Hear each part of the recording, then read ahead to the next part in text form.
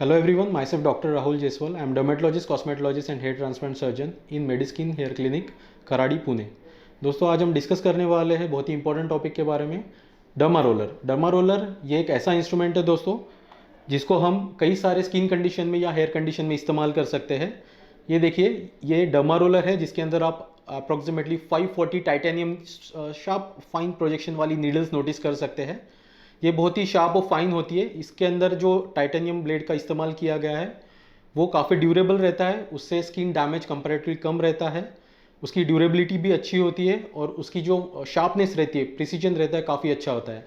ये जो derma roller मैं आपको दिखाने जा रहा हूँ, इसका जो डायमीटर है वो 0.5 मिलीमीटर का है।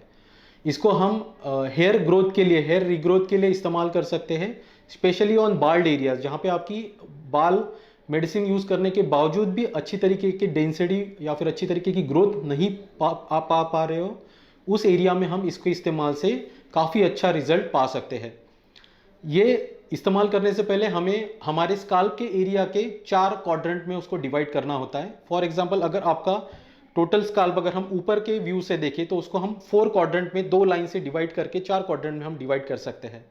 हर क्वाड्रेंट में आपको इससे इस तरीके से होल्ड करके फर्म प्रेशर डाल के, फिंगर टिप, इंडेक्स फिंगर आप इस पे अटैच करके इस तरीके से फर्म प्रेशर देके इसको टू एंड फ्रो डायरेक्शन में, अलग अलग डायरेक्शन में, फॉरवर्ड डायरेक्शन, बैकवर्ड डायरेक्शन में 1 2 3 4 5 6 in this fashion to and fro direction में आप इसको डायगोनली भी रोटेट करके जब तक वहां पे पिन पॉइंट ब्लीडिंग यानी हल्का सा स्मॉल टाइनी ब्लीडिंग का स्पॉट्स डेवलप नहीं होता तब तक के इस्तेमाल कर सकते हो। ये जो टाइनी ब्लीडिंग स्पॉट जब आता है, that is an end point for the procedure.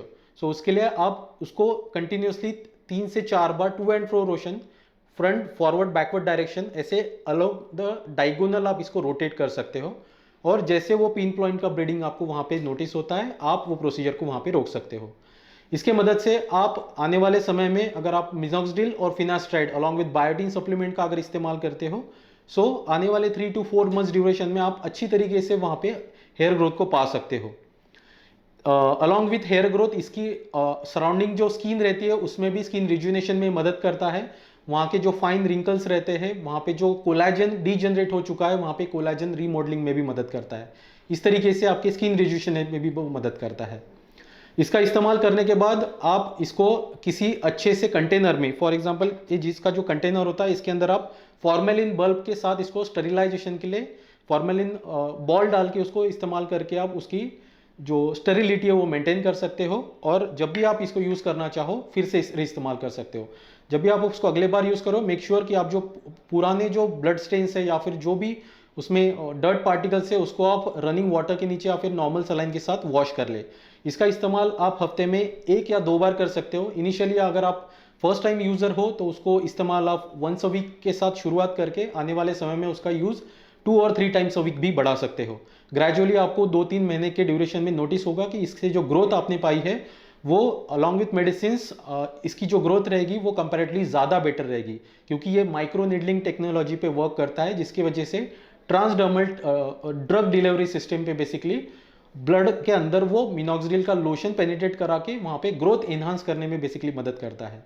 अगर कोई आप अच्छी टेक्निक इस्तेमाल करना चाहते हो जिसके अंदर आप मेडिसिन के साथ माइक्रो नीडलिंग टेक्निक का इस्तेमाल घर के यूज़ में, होम यूज़ में कराना चाहते हो, तो डर्मा रोलर एक काफ़ी चीप और अच्छा इंस्ट्रूमेंट है जिससे आप कम से कम कॉस्टिंग में अच्छी से अच्छा रिजल्ट पा सकते हो। अगर आप इसके बारे में और डिटेल जानना चाहते हो तो आप आपके नज़दीकी डर्मेटोलॉजिस्ट से कंसल्ट कर सकते हैं या फिर नीचे दिए हुए कॉन्टैक्ट नंबर पर हमें कॉन्टैक्ट कर सकते हैं। Thank you.